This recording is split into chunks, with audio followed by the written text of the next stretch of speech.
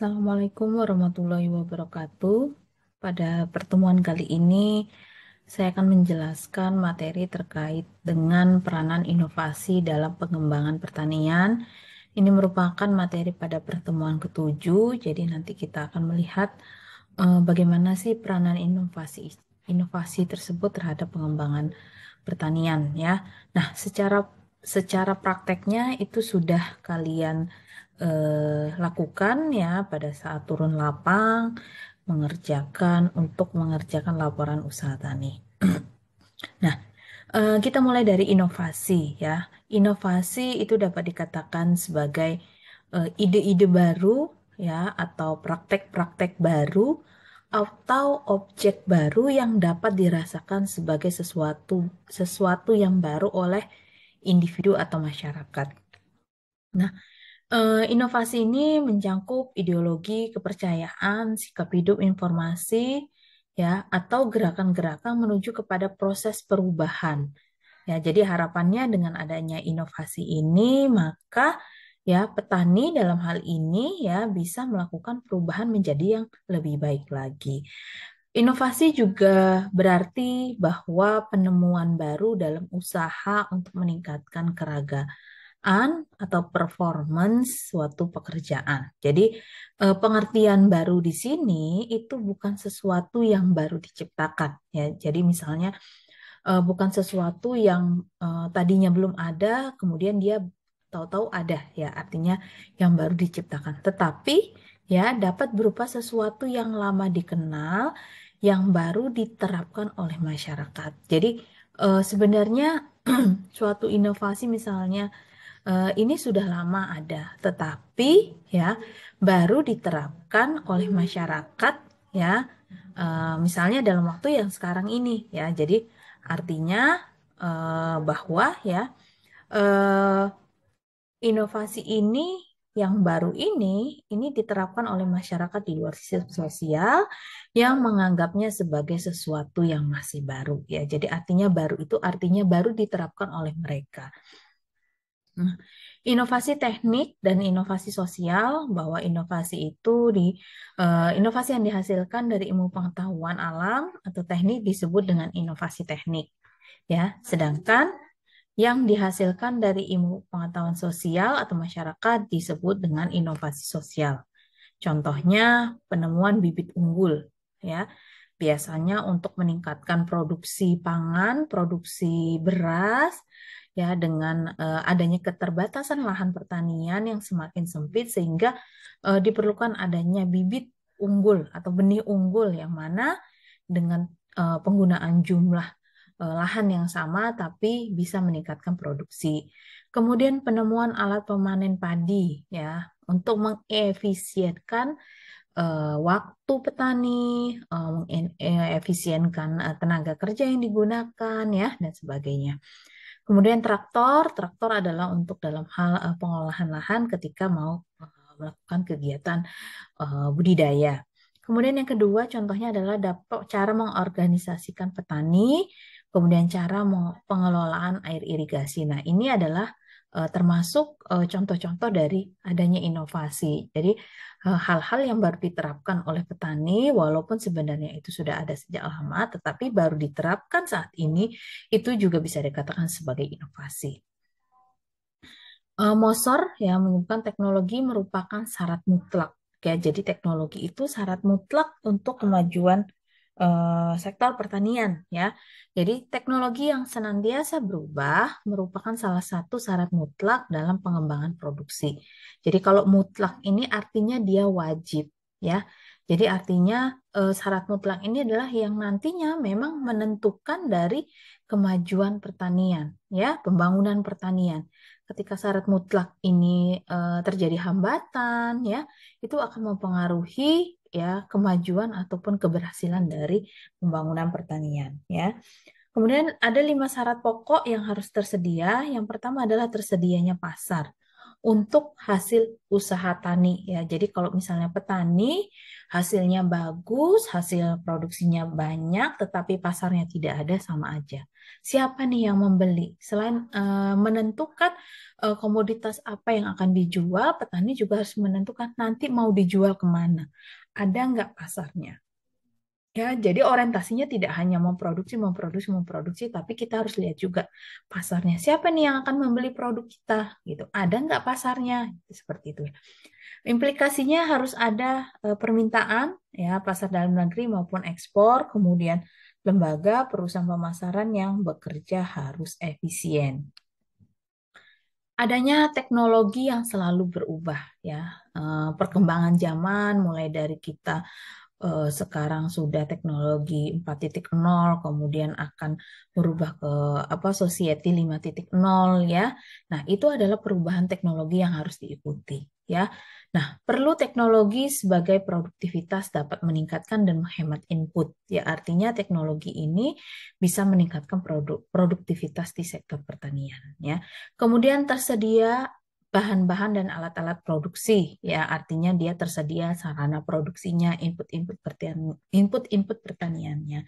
Artinya bahwa harus dekat dengan petani sehingga saat petani membutuhkan itu lebih dekat. Jangan sampai nanti ketika petani mau memupuk, pupuknya harus beli jauh ya, sehingga itu akan berpengaruh terhadap harganya menjadi lebih mahal dan lain sebagainya ya. Kemudian adanya perangsang produksi atau insentif ya, artinya untuk meningkatkan produksi harus bersifat ekonomi ya, misalnya harganya harus menguntungkan ya, pembagian hasil yang wajar, tersedianya barang jasa yang ingin dibeli oleh petani. Jadi ketika petani tahu bahwa komoditas yang ditanam itu memang harganya artinya adalah menguntungkan bagi petani, maka itu bisa menjadi insentif semangat bagi petani dalam peningkatan produksinya. Artinya petani itu adalah menginginkan harga yang terjamin. Jangan sampai nanti pada saat panen justru harganya rendah ya. Untuk menutupi biaya panen pun dia tidak bisa ya. Kalau seperti itu makanya banyak beberapa kasus di mana petani membiarkan tanamannya tanpa dipanen ya. Kenapa? Karena biaya panennya lebih besar dibandingkan dengan harga jualnya misalnya. Kemudian yang kelima adalah adanya pengangkutan atau transportasi. Ya, artinya sarana dan prasarana pengangkutan itu harus baik sehingga biaya pengangkutan dapat murah dan hasil usaha tani dapat dijual ke pasar ya. Nah, ini dengan adanya pengangkutan biasanya dia harus membawa nih, misalnya dia ubi kayu dari lahan ya, dia harus punya kendaraan misalnya truk untuk dibawa kemana, ke pabrik atau dijual ke pasar dan lain sebagainya. Nah, kelima syarat pokok ini menurut Moser itu harus tersedia ya sebagai pembangunan pertanian sehingga pembangunan pertanian itu dapat terjadi ya. Jadi artinya syarat pokok ya yang harus ada ketika pembangunan pertanian itu akan berhasil. Kemudian 5 syarat pelancar ya, selain syarat pokok dalam pembangunan pertanian juga ada yang disebut dengan syarat pelancar. Ya, pembangunan pertanian dapat dipercepat pertumbuhannya apabila ditambah 5 syarat pelancar. Yang pertama adalah pendidikan pembangunan, pendidikan yang sesuai untuk masyarakat yang ingin maju, ya. Artinya untuk pendidikan petani dan kelompok, ya biasanya kalau pendidikan petani itu disebut sebagai pendidikan non formal, ya, atau pendidikan orang dewasa. Jadi artinya petani itu adalah memperoleh pengetahuan-pengetahuan atau pembelajaran-pembelajaran, ya, untuk kemajuan ataupun mengatasi masalah yang sedang dihadapi oleh petani. Kemudian kredit produksi ya, jadi kredit produksi adalah bantuan modal. Kenapa ya? Karena salah satu permasalahan yang sampai saat ini masih dihadapi oleh petani adalah sulitnya modal ya. Nah, eh, ketiga adalah kegiatan gotong royong petani ya. Artinya aktivitas usaha tani memerlukan waktu yang bersamaan. Jadi beberapa wilayah ataupun masyarakat ketika ada juga yang ketika dia panen dia gotong royong. Misalnya hari ini panennya si A ya. Jadi mereka secara gotong royong untuk membantu proses panen. Kemudian hari berikutnya bergantian ya. Kemudian yang keempat adalah perbaikan dan perluasan lahan pertanian termasuk perbaikan pengairan irigasi.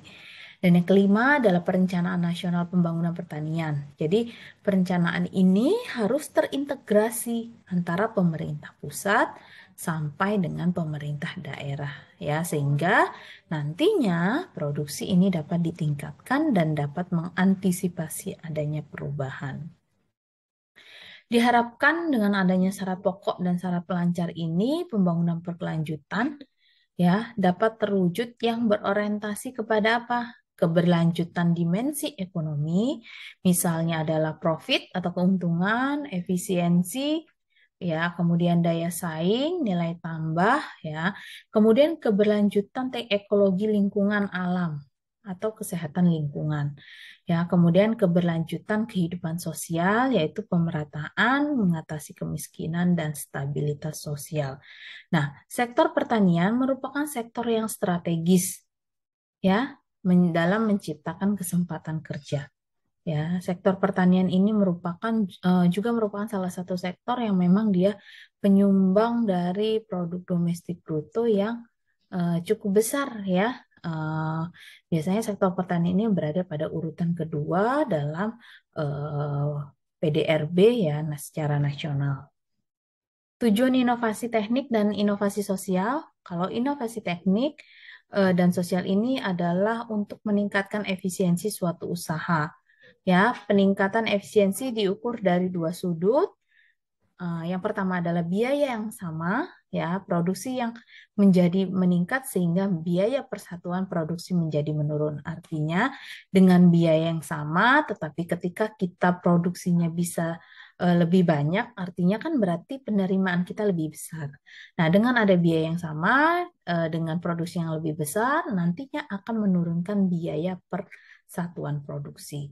Kemudian produksi yang dicapai tetap dengan biaya yang lebih kecil. Jadi jumlah produksinya tidak meningkat, tetapi biayanya yang lebih kecil ya, sama saja sehingga biaya persatuan produksinya juga menurun. Sumber inovasi, kalau inovasi teknik itu adalah ilmu pengetahuan alam atau teknik, kalau sosial itu adalah ilmu pengetahuan sosial atau kemasyarakatan.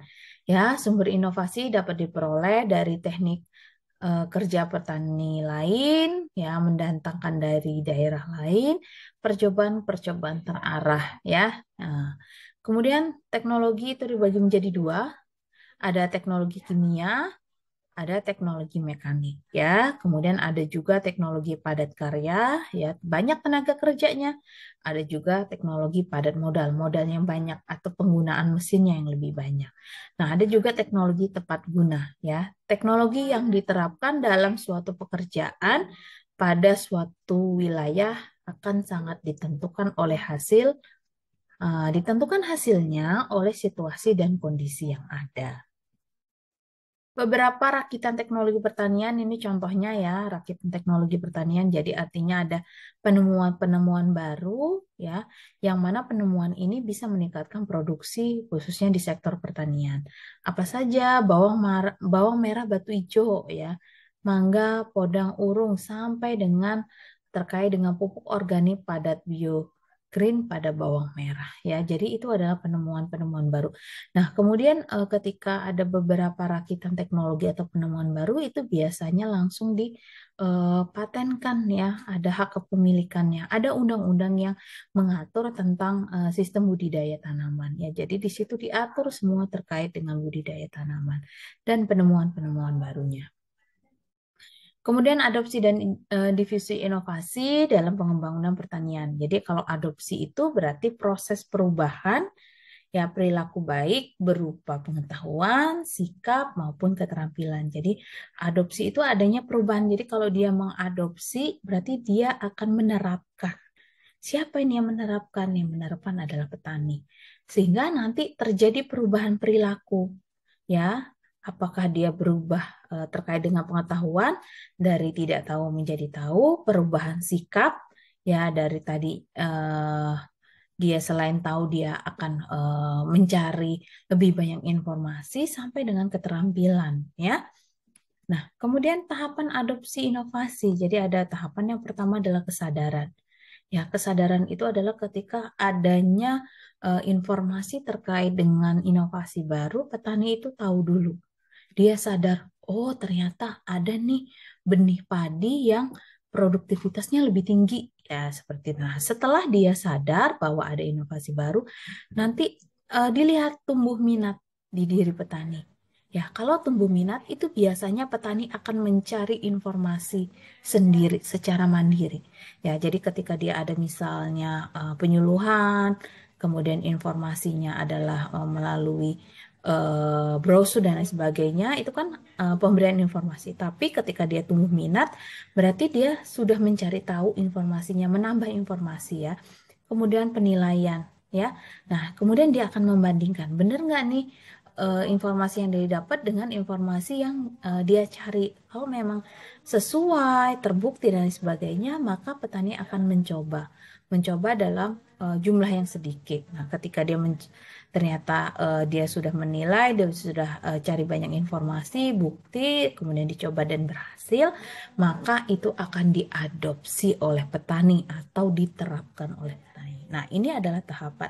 Nah, setiap petani itu tidak semuanya mau menerapkan, dia punya tahap. Ada petani yang cuma sampai dia tahu aja, tapi dia nggak mau selanjutnya. Ada yang petani cuma sampai, oh nilai, ternyata setelah dia melakukan penilaian ternyata nggak cocok sama dia, maka dia tidak sampai ke mencoba ya. Jadi setiap petani dia memiliki tahapan adopsi inovasi yang berbeda-beda ya.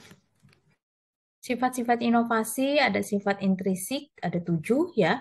Informasi ilmiah yang melekat ya. Kemudian nilai-nilai keunggulan ya. Jadi inovasi itu biasanya ada keunggulan baik secara teknis, ekonomi, sosial, budaya ya.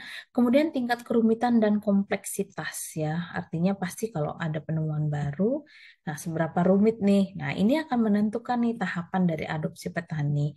Kemudian tingkat kemudahan mengkomunikasikan, ya memberikan informasi kepada petani, kemudian tingkat kemudahan mencoba inovasi, kemudian tingkat kemudahan dalam pengamatan inovasi, dan tingkat kemungkinan pemecahannya.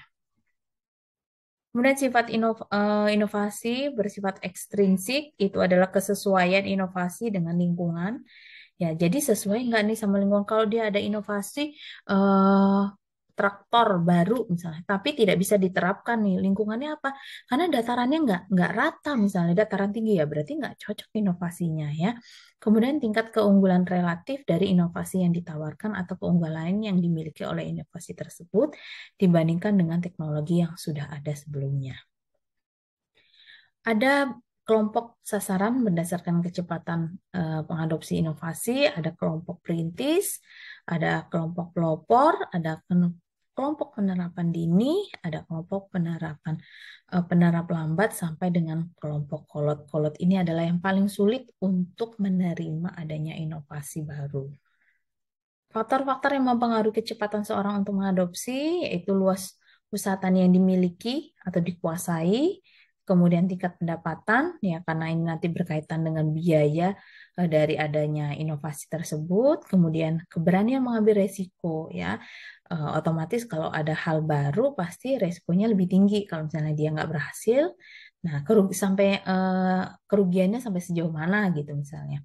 Kemudian umur, kemudian tingkat partisipasinya dalam kelompok, aktivitas mencari informasi dan ide-ide baru. Ya, jadi yang keenam ini adalah bagaimana petani setelah mendapatkan informasi baru ini dia masih mau menggali tidak informasi yang lain untuk mendukung ya dari apa yang sudah didapatkan. Ya, kemudian yang ketujuh sumber informasi yang dimanfaatkan.